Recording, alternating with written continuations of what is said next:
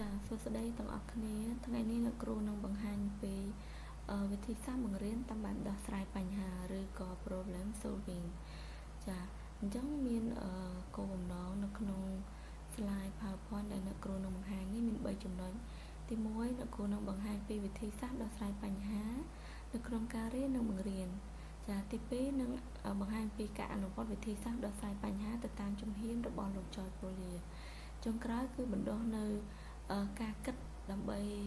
រកដំណោះស្រាយរកបញ្ហាណាមួយដើម្បីសមស្របតាមស្ថានភាពរស់នៅរបស់ពួកយើងណាអញ្ចឹងអ្នកគ្រូនឹងបង្ហាញពីលោក George Polya បន្តិចលោក George Polya ហ្នឹងគឺគាត់កើតនៅឆ្នាំ1887ហើយទទួលមរណភាពនៅឆ្នាំ1985ចាគាត់បានអន្តោប្រវេសន៍ទៅនៅសហរដ្ឋអាមេរិកជនជាតិដើមរបស់គាត់គឺហុងគ្រីអញ្ចឹងមានសភៅមួយក្បាលដែលគាត់បានចេញផ្សាយហើយមានភាពល្បីល្បាញលក់ដាច់រហូតទៅដល់1លានច្បាប់ឬក៏1លានក្បាលហើយបានបកប្រែជា17ភាសាចាដោយកំណត់នៅគោលការណ៍ក្នុងការដោះស្រាយបញ្ហានោះមាន4ជំហានចានេះគឺជាសភៅHow to Solve It ចាជាសភៅដែលលោក George Polya នោះគឺគាត់បានបោះពុម្ពផ្សាយអញ្ចឹងមានសំណួរមួយចាត់សួរពួកយើងថាតើវិធីសាស្ត្រដោះស្រាយបញ្ហាជាអ្វីចាអញ្ចឹងមានចម្លើយពីកូនសិស្សម្នាក់គាត់ឆ្លើយថាជាវិធីសាស្ត្របម្រើឲ្យគោលវិធីសន្សំដុលហើយក៏មានសិស្សមួយទៀតក៏លើកឡើងថាជាវិធីសាស្ត្រដែលប្រើប្រាស់ជាជំនាញចាសិស្សម្នាក់ទៀតក៏យល់ថាជាវិធីសាស្ត្រដោះស្រាយរាល់បញ្ហាឧបសគ្គឬខ្លឹមសារណាមួយអញ្ចឹងចំពោះចម្លើយទាំង3ដែលសិស្សបានឆ្លើយនឹងអត់ខុសទេវិធីសាស្ត្រដោះស្រាយបញ្ហាគឺជាគោលសំដៅជាវិធីសាស្ត្រមួយដែលបម្រើឲ្យគោលវិធីសន្សំដុលហើយពាក្យថាដោះស្រាយបញ្ហាមិនមែនតែចំពោះបញ្ហានៅក្នុងថ្នាក់រៀនទេបញ្ហាឬឧបសគ្គណាមួយដែលបងបានជួបប្រទះក្នុងការរស់នៅអូនក៏អាចយកមធ្យោបាយនេះឬវិធីសាស្ត្រនេះទៅដោះស្រាយបានដែរអញ្ចឹងគេមានជំហានរបស់គេដើម្បីដោះស្រាយរាល់បញ្ហាទាំងអស់ចាហេតុអ្វីបានជាគេត្រូវសំដៅហេតុអីបានជាគ្រូត្រូវបង្រៀនវិធីសាស្ត្រដោះស្រាយបញ្ហាហេតុអីចាដើម្បីដោះស្រាយបញ្ហាដែលយើងកើតមាននៅក្នុងថ្នាក់រៀននៅក្នុងការបង្រៀននិងក្នុងជីវភាពរស់នៅអញ្ចឹងណាចាអញ្ចឹងសិស្សប្រើរបៀបដោះស្រាយចំណោទឬបញ្ហាឬសំណួរអញ្ចឹងនៅពេលដែលគ្រូបង្រៀនវិធីសាស្ត្រហ្នឹងទៅគឺគាត់ចេះដោះស្រាយរាប់ចំណោទឬក៏សំណួរចាគឺសិស្សចេះរកដំណោះស្រាយដោយខ្លួនឯងកាលណាគាត់ចេះជំហាននៃវិធីសាស្ត្រឬក៏ការដោះស្រាយបញ្ហាហ្នឹងគឺគាត់អាចដោះស្រាយបញ្ហាដោយខ្លួនឯងដែលគាត់ធ្វើជាជំហានចាសិស្សមានការវិភាគដ៏ត្រឹមត្រូវពីព្រោះជំហាននីមួយៗគឺគេមានគន្លឹះក្នុងការបង្ហាញការប្រាប់ដើម្បីពួកយើងដើរត្រូវជំហានអញ្ចឹងកាលណាគាត់បានប្រើប្រាស់វិធីសាស្ត្រហ្នឹងគឺគាត់អាចវិភាគបានត្រឹមត្រូវចាហើយសិស្សប្រឈមនឹងបញ្ហាបានទាំងបច្ចុប្បន្នភាពនិងអនាគតទោះបីជាបច្ចុប្បន្នគាត់ជួបឧបសគ្គអីគឺគាត់យកមធ្យោបាយនឹងមកដោះស្រាយហើយវាខ្លាចជាបទពិសោធន៍នៅពេលអនាគតម្យ៉ាងទៀតទោះបីជាពេលអនាគតគាត់ជួបឧបសគ្គអ្វីប្លែកទៀតក៏គាត់អាចដោះស្រាយបានដែរពីព្រោះគាត់មានជំហានឬក៏លំនាំនៃការដោះស្រាយតើមនុស្សទូទៅដោះស្រាយបញ្ហាដោយរបៀបណាចាមនុស្សទូទៅដោះស្រាយបញ្ហាដោយស្វែងយល់ពីបញ្ហាណាចាបន្តមកទៀតគាត់ពិចារណាលើបញ្ហានោះហើយក៏រកដំណោះស្រាយចុងក្រោយគឺគាត់ទទួលយកលទ្ធផលរបស់គាត់គឺលទ្ធផលនៃដំណោះស្រាយរបស់គាត់កត្តាសំខាន់គឺផ្ដោតទៅលើបទពិសោធន៍របស់អ្នកដោះស្រាយនឹងទៀតអញ្ចឹងចំណេះដឹងឬបទពិសោធន៍គាត់មានកម្រិតណាគាត់អាចដោះស្រាយបញ្ហាបានកម្រិតនឹងឯងអញ្ចឹងលោកGeorge Polyaគឺគាត់បានកំណត់ជំហាន4ក្នុងការដោះស្រាយបញ្ហាដើម្បីដោះស្រាយបញ្ហាបានទី1ទាំងអស់គ្នាត្រូវយល់បញ្ហា understand the problem ទី2ត្រូវបង្កើតផែនការ devise plan ចាយល់បញ្ហាចាប់ផ្ដើមបង្កើតផែនការអញ្ចឹងបង្កើតផែនការបានហើយគឺត្រូវតែអនុវត្តផែនការ carry out the plan ចុងក្រោយនៅពេលដែលយើងអនុវត្តផែនការហើយយើងទៅពិនិត្យឡើងវិញ look back ថាតើដំណោះស្រាយរបស់យើងនឹងវាស៊ីជាមួយនឹងអ្វីផែនការដែលយើងបង្កើតអត់ហើយវាស្របជាមួយបញ្ហាដែលបានចោទអត់អញ្ចឹងជំហាន4ក្នុងការដោះស្រាយបញ្ហារបស់លោក George Polya គឺទី1យល់បញ្ហាទី2បង្កើតផែនការ ទី3អនុវត្តផែនការទី4ពិនិត្យឡើងវិញចាអញ្ចឹងទាំងអស់គ្នាតើធ្វើយ៉ាងម៉េចដើម្បីឲ្យយល់បញ្ហាអញ្ចឹងដើម្បីយល់បញ្ហាបានទាំងអស់គ្នាត្រូវអានសំណួរឬចំណោទនោះឬក៏ត្រូវស្វែងយល់ពីឧបសគ្គនោះថាតើគេចង់បានអីចាអញ្ចឹងបើសិនជាចំពោះការរៀនទាំងអស់គ្នាត្រូវអានសំណួរបើចំពោះមុខវិជ្ជាគណិតវិទ្យាឬក៏លបងបញ្ញាទាំងអស់គ្នាទៅមើលចំណោទសួររបស់គេថាតើគេចង់បានអីចាបន្ទាប់ពីនោះហើយត្រូវកំណត់បញ្ហាឲ្យបានច្បាស់ពីលក្ខខណ្ឌគេឲ្យនិងអ្វីដែលត្រូវរកឬដោះស្រាយសួរថាគេចង់បានអីហើយគេមានអីខ្លះឲ្យយើងលក្ខខណ្ឌអីខ្លះចានៅពេលដែលយើងយល់ហើយនៅពេលនោះយើងចាប់ផ្ដើមចាបង្កើតផែនការបានហើយចឹងដើម្បីបង្កើតផែនការបានត្រូវពិនិត្យមើលជំន័យទ្រឹស្ដីឬលក្ខខណ្ឌដែលប្រើក្នុងការដោះស្រាយបញ្ហាដើម្បីរៀបចំផែនការមួយជាក់លាក់ថាតើសំណួរឬចម្ងល់ដែលទាំងអស់គ្នាកំពុងតែយល់នោះថាតើគួរដោះស្រាយតាមមធ្យោបាយអីត្រូវយកទ្រឹស្ដីអីមកដាក់លក្ខខណ្ឌអីមកដាក់ដើម្បីវាស៊ីគ្នាហើយយើងត្រូវប្រើយុទ្ធវិធីណាមួយឲ្យសមស្របតាមបញ្ហាឬចំណោទដែលប្រឈមអញ្ចឹងចំពោះយុទ្ធវិធីដែលយើងអាចប្រើនៅក្នុងការដោះស្រាយបញ្ហាឬវិធីសាស្ត្រដោះស្រាយបញ្ហាគេមានយុទ្ធវិធីចំនួន10អញ្ចឹងយើងត្រូវជ្រើសរើសយុទ្ធវិធីណាមួយដែលសមស្របជាងគេយកមកប្រើហើយត្រូវរកអំណាងដែលស៊ីគ្នានឹងបញ្ហារួចប្រើប្រាស់សមត្ថកម្មនោះ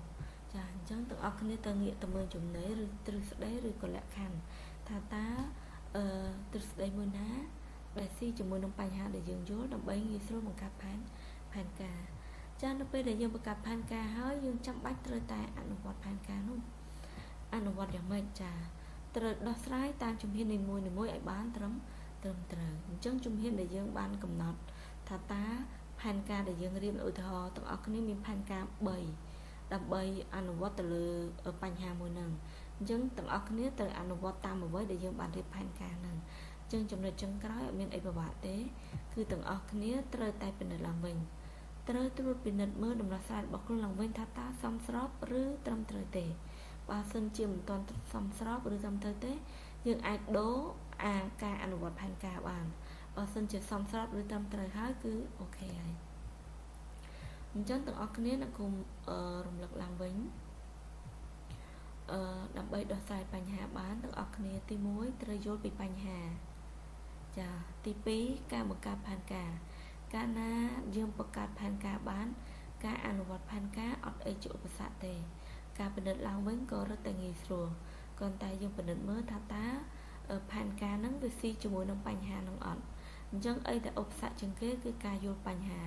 បើសិនជាការយល់បញ្ហានោះអត់សមស្របការបង្កើតផែនការក៏អត់ទៅតាមលំនាំរបស់វាដែរចាអញ្ចឹងអ្នកគ្រូមានឧទាហរណ៍ងាយមួយអត់ទាន់ចូលដល់លំនាំនៃកិច្ចតែងការទេប៉ុន្តែជាសំណួរលបងប្រាជ្ញាចាសំណួរលបងប្រាជ្ញាគេសួរថានៅក្នុងហេតុការណ៍មួយមានប្រុស3ស្រី1តើមានមនុស្សប៉ុន្មាននាក់នៅក្នុងហេតុការណ៍មួយមានប្រុស3ស្រី1តើមានមនុស្សប៉ុន្មាននាក់ចាអញ្ចឹងទាំងអស់គ្នាអាចមើលលំនាំនៃការដោះស្រាយបញ្ហាបាននេះ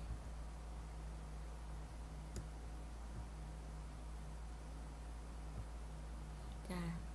ទី1ទាំងអស់គ្នាត្រូវយល់បញ្ហាគឺអានចំណោទនៅក្នុងហេតុការណ៍មួយប្រុស3ស្រី1តើមានមនុស្សប្រមាណនាក់ដើម្បីអានចំណោទនោះយល់ទាំងអស់គ្នាអានយ៉ាងតិច2ទៅ3ដងនៅពេលដែលអានហើយចំណុចទី2ត្រូវគូសបន្ទាត់ពីក្រោមពាក្យ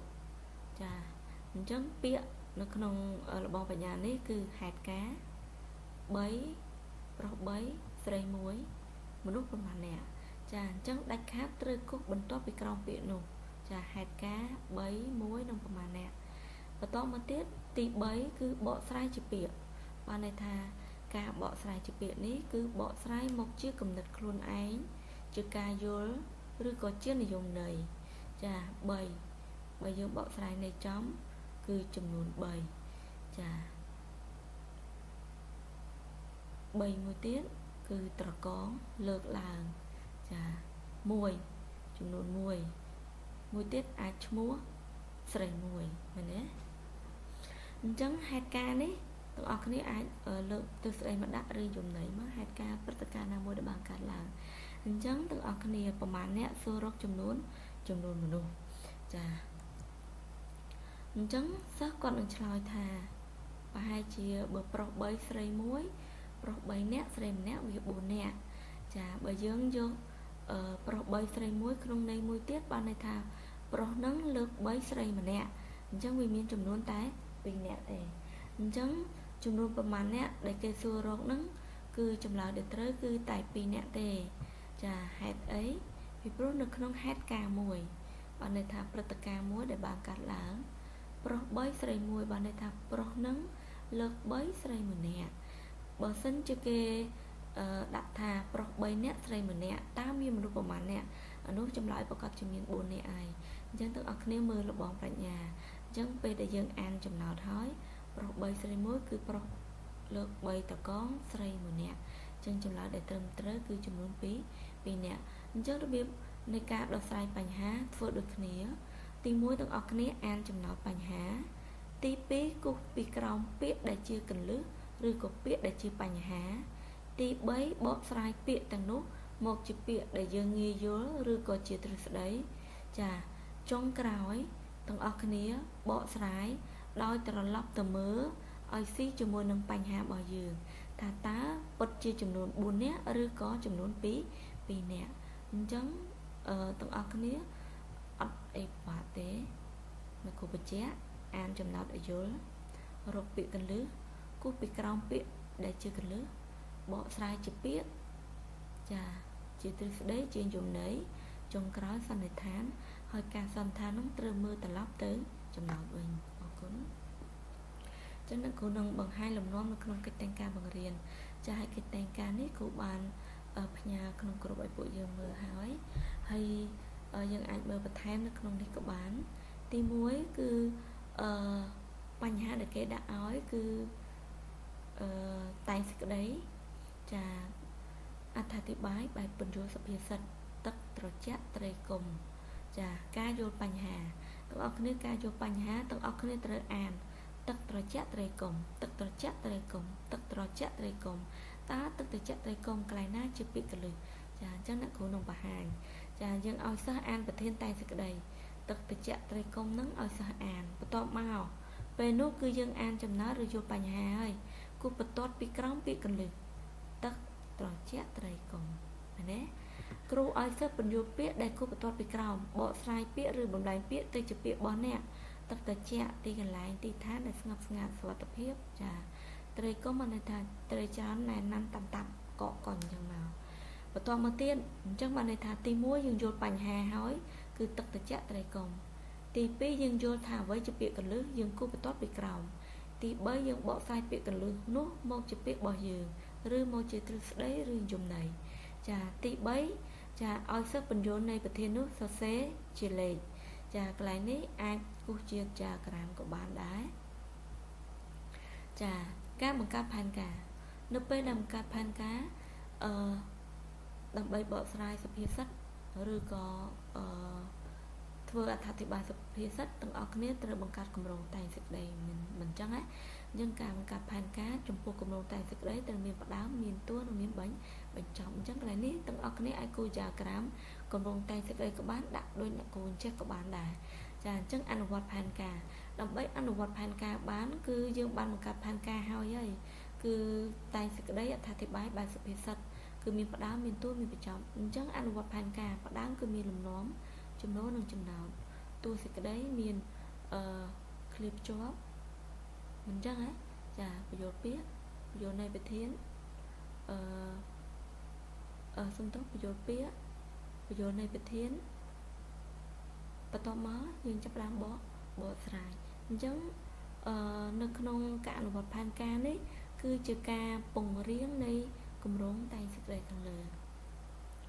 ដល់ពេលការពិនិត្យឡើងវិញចាការពិនិត្យដំណោះស្រាយបញ្ហារបស់សិស្សពិនិត្យឡើងវិញគឺទាំងអស់គ្នាត្រូវពិនិត្យមើលថាតើការបកស្រាយរបស់យើងបកស្រាយសុភាសិតហ្នឹងមានអំណះអំណាងមានឧទាហរណ៍សមស្របដែរឬទេ គឺជាការពិនិត្យមើលឡើងវិញហើយអាកន្លែងចំណុចងនេះគឺជាលំនាំនៃការបង្រៀនសំណេរអញ្ចឹងយើងដាក់ឲ្យគេដដែលអត់ចោលទេប៉ុន្តែគ្រាន់តែយើងយកវិធីសាស្ត្រដោះស្រាយបញ្ហាហ្នឹងយកមកដាក់4នៅក្នុងហ្នឹងចាទី1ការយល់បញ្ហានៅក្នុងការបង្ហាញហ្នឹងចាទី2នៅពេលដែលយល់បញ្ហាហើយគឺយើងចាប់ផ្ដើមបង្កើតផែនការគឺគម្រោងតែងសេចក្តីទី3អនុវត្តផែនការគឺពង្រៀងសំណេរតែងសេចក្តីចុងក្រោយពិនិត្យឡើងវិញចាតែប៉ុណ្្នឹងទេអញ្ចឹងយុទ្ធវិធីផ្សេងៗក្នុងការដោះស្រាយបញ្ហាទាំងអស់គ្នាអាចមើលនៅក្នុងសៀវភៅពុម្ពបន្ថែមគឺសៀវភៅវិធីសាស្ត្របង្រៀននៅក្នុងអក្សរសាស្ត្រខ្មែរទាំងអស់គ្នាអាចមើលបន្ថែមទៅនៅក្នុងហ្នឹងនៅក្នុងទំព័រទី127ដល់128ចាគឺការដោះស្រាយលំហាត់ស្តៀងគ្នាប៉ុន្តែងាយជាងបើន័យថាការយកលំហាត់គំរូណាមួយមកធ្វើប៉ុន្តែការអនុវត្តនឹងងាយជាងលំហាត់ដែលជាគំរូហ្នឹងទី2ការរូបគូរូបតាងការរូបគូតាងសំដៅការគូរូបតាងហ្នឹងគឺអាចដាក់ជារូបភាពណាមួយមកជាតំណាងក៏ជាយុទ្ធវិធីក្នុងការដោះស្រាយបញ្ហាដែរទី3ការកំណត់ហេតុផលបែប logic គឺជាការដោះស្រាយបញ្ហាមួយដោយភាពប្រកបវិជ្ជាឬភាពជាក់ស្ដែងដែលយើងជួបប្រទះឬក៏ត្រូវតែដោះស្រាយបែបហ្នឹងការដោះស្រាយបញ្ហាដោយមិនផ្ទាល់ចាដោយមិនផ្ទាល់បានន័យថាការដោះស្រាយដោយប្រយោលហ្នឹងគឺអត់ចំពោះទេគឺយើងអាចលើកហេតុការណ៍ណាមួយមកផ្ទៀងផ្ទាត់គ្នាណាការដោះស្រាយបញ្ហាតាមអនុមានរួមឬក៏អនុមានញែកទាំងអស់គ្នាអាចអនុវត្តបានតាមរយៈមេរៀនវេយ្យាករណ៍ឬក៏ទ្រឹស្ដីសរសិលការលើកពីយមន័យទៅរកដំណោះស្រាយឬក៏ការបង្ហាញដំណោះស្រាយមុនទៅរកយមន័យការទូទៅនឹងធ្វើតេស្តបែបឆ្លើយវៃបានន័យថាគឺជាការដោះស្រាយមួយបែបប៉ាន់ប្រមាណទេប៉ុន្តែជាចម្លើយមួយដ៏ត្រឹមត្រូវចាការងារទៅមើលយមន័យគឺការយកយមន័យមកផ្ទៀងផ្ទាត់ការធ្វើការងារបច្ច្រាស់ហ្នឹងអាចតកតងទៅនឹងដូចជាវិធីនៃការតែងនិពន្ធអញ្ចឹងអ្នកនិពន្ធខ្លះគាត់មុននឹងតែងក៏មានវិធីលំដាប់ប្រមូលហេតុការណ៍ចាតាមលំដាប់លំដោយនៃរបៀបនៃការតែងនិពន្ធប៉ុន្តែអ្នកនិពន្ធខ្លះអត់ទេគឺគាត់រនឹកភ្លាមសេភ្លាមហ្មងអត់ចាំបាច់មានលំដាប់លំដោយអញ្ចឹងគេហៅថាវិធីបញ្ច្រាស់ចាការកែប្រែចំណោទខ្លះអត់ទាន់ត្រូវទេចំណោទសួរខុសអញ្ចឹងដំណោះស្រាយគឺយើងកែប្រែចំណោទឬបញ្ហានោះទៅជាដំណោះស្រាយមួយត្រូវចាការធ្វើវិសេសកម្មនិងទូទៅកម្មគឺសេចក្តីអធិប្បាយនៅក្បួនច្បាប់ឬក៏ឧទាហរណ៍ណាមួយចាគឺការប្រើឬក៏ការបកស្រាយតាមរយៈមធ្យោបាយពាក្យថាវិសេសនិងទូទៅបានន័យថាវាទូទៅពេកមកទាញរកសេចក្តីសន្តានមួយជាក់លាក់អញ្ចឹងទាំងអស់គ្នាអាយុទ្ធវិធីទាំង10ហ្នឹងបើគ្រូគ្រាន់តែនិយាយអាចប្របាក់ស្ដាប់បន្តិចក៏ប៉ុន្តែទាំងអស់គ្នាអាចមើលបន្ថែមនៅទំព័រ128ប៉ុន្តែបើសិនជានៅមានបញ្ហាទៀតអាចឆាតមកអ្នកគ្រូបានអ្នកគ្រូនឹងមានជាឧទាហរណ៍ចំពោះយុទ្ធវិធីទាំង10ហ្នឹងអ្នកគ្រូអាចផ្ញើឲ្យតាមក្រោយទៀតណាអញ្ចឹងចំពោះកិច្ចតែងការដែលយើងអាចមើលបន្ថែមទៀតទំព័រ129ចារហូតទៅដល់ទំព័រ141នៅក្នុងសៀវភៅមេរៀនយើងដដែលយើងអាចមើលបន្ថែមទៀតណាអញ្ចឹងអរគុណទាំងអស់គ្នាអរគុណចំពោះការស្ដាប់ចំពោះមេរៀននេះរៀងច្រើនតិចប៉ុន្តែបើឆ្ងល់កុំភ្លេចឆាតសួរគ្រូណាអរគុណច្រើនទាំងអស់គ្នា